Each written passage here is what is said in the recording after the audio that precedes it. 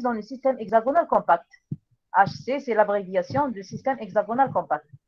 Premièrement, représenter la maille en perspective et en établir la projection côté dans le plan 001, c'est-à-dire le plan XY. Donc, je vous ai dessiné la grande maille d'abord, hexagonale, pour voir le système hexagonal. Donc, je vous ai dessiné d'abord la grande maille, normalement vous l'avez étudié en cours.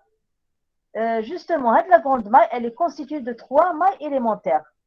Donc, je vous ai dessiné en gras, en gras, c'est la maille élémentaire. Et vous remarquez que la grande maille hexagonale, elle est formée de 3 mailles élémentaires. Donc, pour l'étude, on se limite toujours à la maille élémentaire. Pourquoi? C'est pour faciliter les calculs, justement. Parce que tout ce que vous le trouvez pour la maille élémentaire, il suffit de le multiplier par 3 pour la maille hexagonale, la grande maille. Par exemple, le volume. Vous calculez le volume de la maille élémentaire et donc la grande maille avec son volume, il sera égal à 3 fois le volume de la maille élémentaire, etc. Donc, l'étude toujours, on se limite à la maille élémentaire. Donc, ce que vous avez à côté là, c'est la maille élémentaire pour le système hexagonal compact. Alors, qu'est-ce qu'on a comme atomes? Donc, on a des atomes au sommet de la maille élémentaire et on a un atome à l'intérieur, un atome de cobalt, bien sûr, à l'intérieur, comme vous le voyez sur le schéma. C'est la maille en perspective. Maintenant, il vous demande de donner la projection côté de cette maille sur le plan XY. Voilà.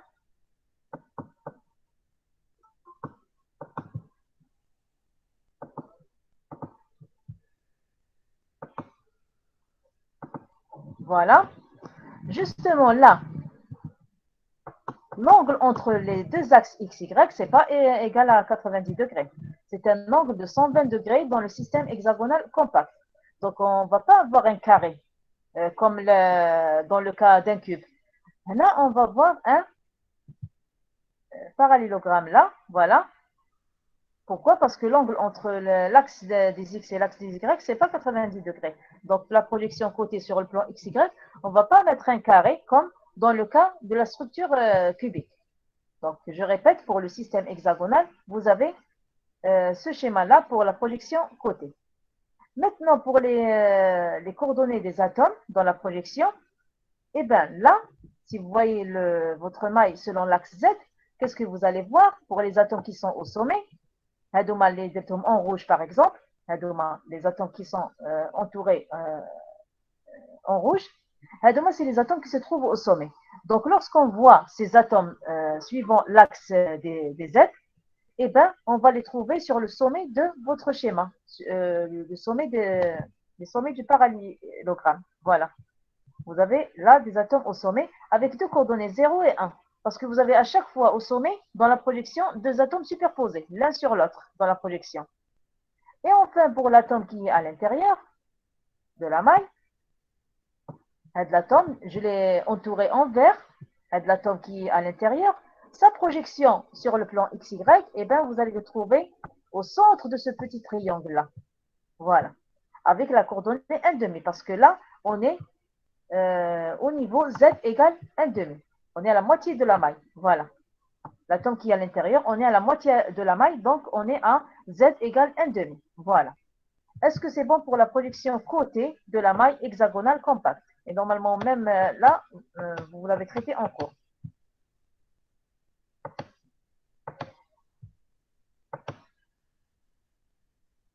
Alors, pour la projection côté de la maille hexagonale, est-ce que vous avez compris?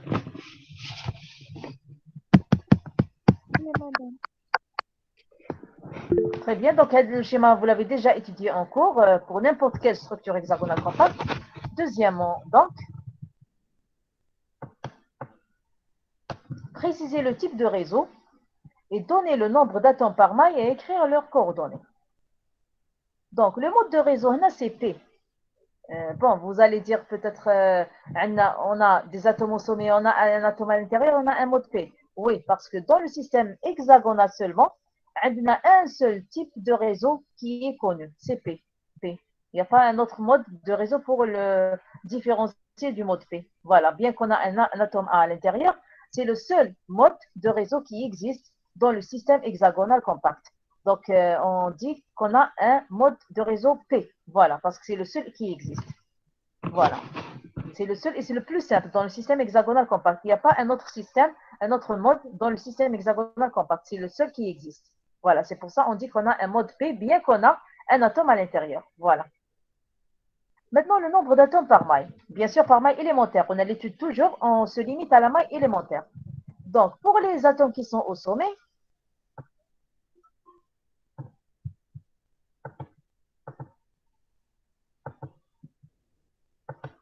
bon, pour les atomes qui sont au sommet, chaque sommet est partagé entre 4 mailles élémentaires de ce type-là. Le sommet est partagé entre 4 mailles de ce type-là. Donc, ce qui appartient, pardon, 8, parce qu'on est à 3 dimensions, donc 4 en bas et 4 en haut. Donc, ce qui appartient à cette maille-là, par ce sommet, c'est 1 huitième. Et puisqu'on a 8 sommets, donc 8 fois 1 huitième pour les sommets. Plus 1 qui est à l'intérieur. L'intérieur, il est propre à la maille. Il n'est pas partagé avec d'autres mailles. Donc, ce qui fait, on a au total 2 atomes de cobalt par maille élémentaire, bien sûr. Voilà. Maintenant, pour les coordonnées, eh bien, pour les sommets, on a la coordonnée 0, 0, 0. Et pour la coordonnée de l'atome qui est à l'intérieur, eh bien, vous pouvez le voir sur la projection. Pour Z, c'est 1 demi. Pour X, par exemple, on a 1 tiers. Pour Y, 2 tiers. Et donc Z, 1 demi. Voilà. Donc, vous avez la réponse en bas. Voilà. Donc, les 8 atomes au sommet contribuent chacun pour 1 huitième, soit 1 huitième fois 8 parce qu'on a 8 sommets. Donc, le total, c'est 1 par le sommet. Et celui qui est à l'intérieur de la maille, 1. Donc, la maille contient au total 2 atomes de cobalt par maille hexagonale simple. Pour les coordonnées réduites, donc il suffit de préciser les coordonnées des deux motifs de la pseudo-maille, de la maille élémentaire. Donc, vous avez des atomes au sommet qui ont les coordonnées 0, 0, 0. Et vous avez l'atome qui est à l'intérieur qui a les coordonnées 1 tiers, 2 tiers, 1 demi. Ou bien 2 tiers, 1 tiers, 1 demi. Parce que là, dans le dessin de la maille hexagonale, on a le choix, le triangle est aléatoire. On peut choisir le triangle comme on peut choisir le triangle qui est à côté. Il sera centré par un atome de cobalt. Donc, dans cette cas-là, il y a 2 tiers, 1 tiers, 1 demi pour les coordonnées. Bon, vous prenez un seul, bien sûr, on ne va pas prendre les deux. Soit vous donnez, pour l'atome qui est à l'intérieur, 1 tiers, 2 tiers, 1 demi, soit vous donnez 2 tiers, 1 tiers, 1 demi. Voilà.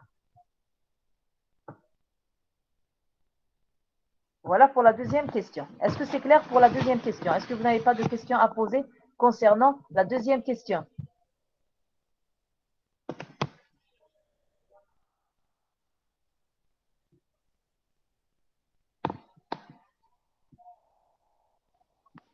J'attends votre réponse.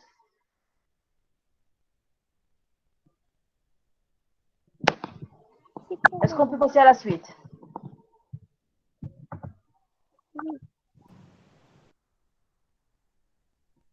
Bon. J'espère que vous suivez très bien. Troisièmement, déterminer la coordination du cobalt dans cette structure. Et bien, la définition de la coordination ne va pas changer. Et la coordination, on l'a déjà vu dans les exercices précédents. La coordination, c'est le nombre des premiers voisins. Bon, là, je vous ai dessiné l'atome. C'est-à-dire avec cet atome, on peut voir très bien la coordination du cobalt dans la structure hexagonale compacte. Eh bien, j'ai pris l'atome qui est à la base de la grande maille hexagonale. Avec ligne 2 pour voir la coordination 12, justement, du cobalt dans la structure hexagonale compacte. Voilà. Donc, vous avez une coordination de 12. C'est clair là. Je vous ai dessiné tous les atomes voisins qui entourent l'atome de cobalt. Et bien, j'ai pris l'atome qui est dans la base de la maille, la grande maille. Donc, vous voyez très bien qu'il est entouré par 12 mailles de cobalt,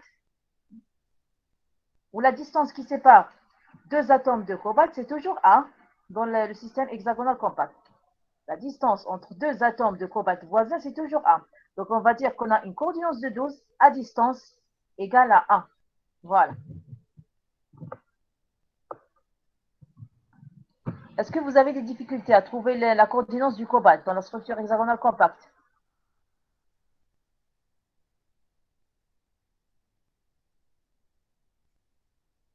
Oui ou non?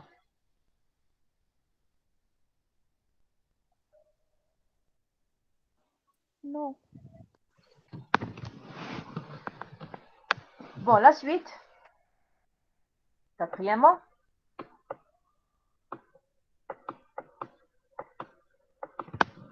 déterminer les deux paramètres de la maille A et C.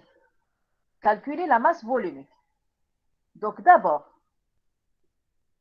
les données, on a le rayon du cobalt. Mais il y a une relation qui relie le rayon au paramètre de la maille A. Donc, les atomes sont en contact suivant le côté de l'hexagone, soit R égale A sur 2. Parce qu'on a dit que la distance entre deux atomes de cobalt voisins, c'est A. Et la distance entre deux atomes de cobalt voisins, c'est R plus R. Et donc, c'est 2R. Donc, ça veut dire 2R égale à A. Ce qui fait que R égale A sur 2 ou la A égale 2R. Voilà. Donc là, on demande le paramètre. Donc A égale 2 fois le rayon du cobalt. Le rayon du cobalt, c'est une donnée en picomètre, c'est 125.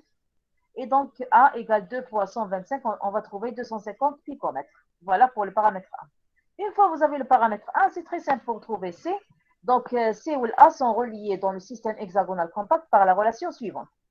Donc C sur A, c'est 1,633 dans le système hexagonal compact. La relation, elle est toujours vérifiée dans le cas d'un système hexagonal compact. Donc si on a le paramètre A, on peut déduire C. Donc C, ça sera 1,633 fois A. Et comme on vient de calculer A, et donc C, c'est 1,633 fois 250. Et donc on va trouver 408,25 picomètres. Voilà. Maintenant pour la masse volumique du cobalt, bon, la masse volumique, c'est toujours la masse des motifs divisée par le volume de la maille. Mais faites attention, là, la maille n'est pas cubique. On ne va pas dire que le volume égale à 3 comme le cas d'un système cubique. Là, il y a une relation pour le volume de la maille. Eh bien, le volume de la maille simple, c'est A carré fois le paramètre C fois sinus 120 degrés. 120 degrés, c'est l'angle entre les deux axes X ou Y. Donc, sinus 120, c'est une valeur connue, c'est racine de 3 sur 2. Vous aurez donc le volume de la maille élémentaire, c'est A carré fois C fois racine de 3 sur 2. Et donc, je remplace dans l'expression de ρ. ρ, c'est égal à Z. Donc, j'ai rectifié là, comme vous m'avez dit que dans le cours, vous avez mentionné Z comme étant le nombre de motifs par maille. Donc, Z, c'est le nombre de motifs par maille. Fois la masse molaire du cobalt divisé par le nombre d'Avogadro fois le volume de la maille. Et vous remplacez le volume de la maille par A carré C racine de 3 sur 2. Voilà. Et n'oubliez pas que le nombre de motifs par maille, on l'a déjà calculé dans la première question ou la deuxième, je ne me rappelle pas. Donc, on a trouvé que Z égale à 2. On a 2 atomes de cobalt par maille. Et donc, ρ, c'est 2 fois 58,9 grammes par mol, c'est la masse molaire du cobalt. Sur le nombre d'Avogadro, c'est une valeur connue, c'est 0,23 10 puissance 23, fois le volume de la maille. Donc, on a remplacé par A, ou à 250, alors le picomètre, ça sera 250 fois 10 moins 10 en centimètres au carré, fois le paramètre C, on l'a déjà calculé, 408,25 10 puissance moins 10 en centimètres, fois racine de 3 sur 2. Et donc, on trouve ρ égale, à la fin, vous faites vos calculs, vous trouvez 8,86 grammes par centimètre cube. Voilà. Est-ce que c'est clair pour la masse volumique, pour l'expression du volume dans le système hexagonal compact? C'est pas comme dans le système cubique. L'expression change là. Est-ce que vous avez des questions à poser concernant ça? Madame, dans la deuxième relation 2 vient le 4. On a Z Pardon? dans la deuxième relation 2 vient le 4. Parce qu'on a Z est égal à 2. Vous avez écrit 4 fois 58,9. 2 parce que vous avez racine de 3 sur 2, mademoiselle. J'ai fait monter la valeur 2 du dénominateur. Ah, d'accord, merci. Parce que racine de 3 sur 2, j'ai fait monter avec le 2. Donc, il voulait 2 fois 2, ça fait 4. D'accord, merci. D'ailleurs, vous remarquez qu'il y a racine de 3 dans l'expression finale.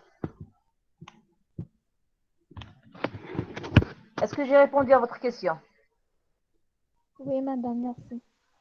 Très bien. Les autres, est-ce que vous avez des questions à poser concernant ça? Donc, je répète, le volume de la maille hexagonale simple, c'est A carré fois C fois sinus 120 degrés. Ce n'est pas A au cube, comme le cas d'un cube. Voilà. Et enfin, la cinquième question.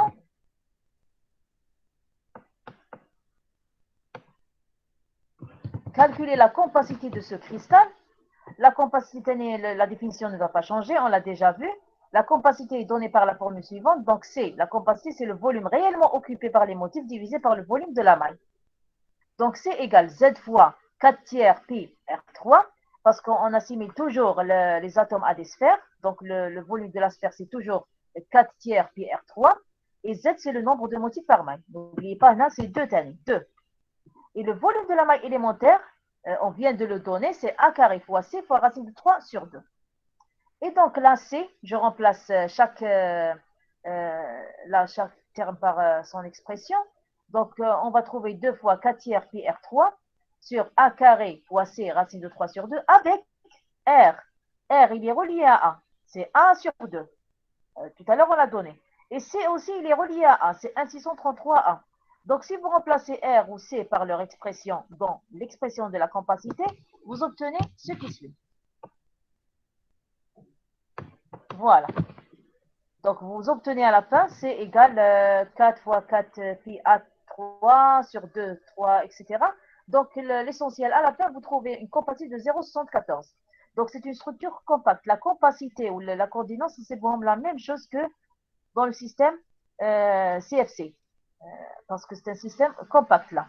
Donc, C égale 0,74, quel que soit l'élément en question, parce qu'on a obtenu une relation indépendante de A, indépendante du rayon de l'élément. Donc, on a trouvé 0,74. Ça veut dire qu'il y a 74% de volume réellement occupé par le cobalt. Le reste, c'est des sites. C'est un vide.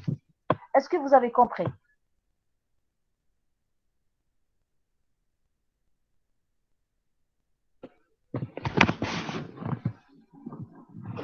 Est-ce que vous avez des questions à poser concernant cet exercice?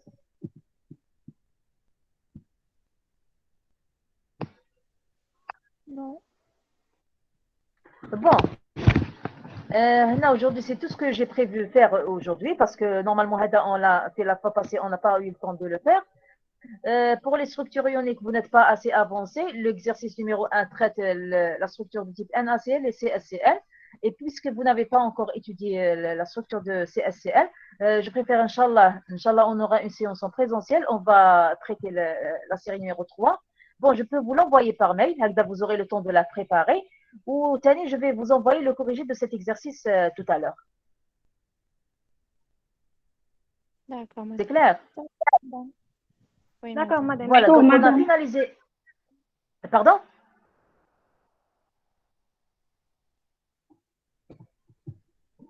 Bon, on a finalisé les structures métalliques, on a terminé la série numéro 2. Il nous reste uniquement la série numéro 3. On n'a que 3 séries dans le module de chimie inorganique.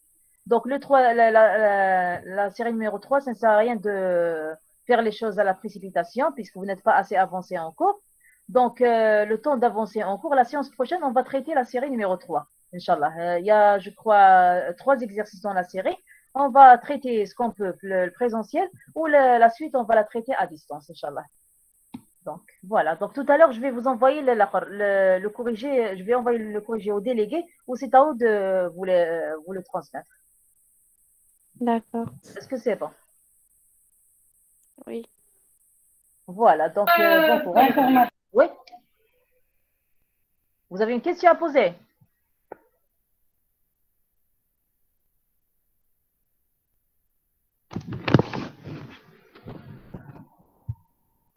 Non, madame. Non. Voilà. Donc, bon courage. Travaillez bien. Donc, je vais vous envoyer la série numéro 3 pour la préparer. Vous l'aurez au moins la séance en présentiel. C'est clair? Essayez de la préparer pour la séance prochaine, Inch'Allah. D'accord. Voilà. Allez, bon courage. Merci, madame. Merci, Au madame. revoir. Hi.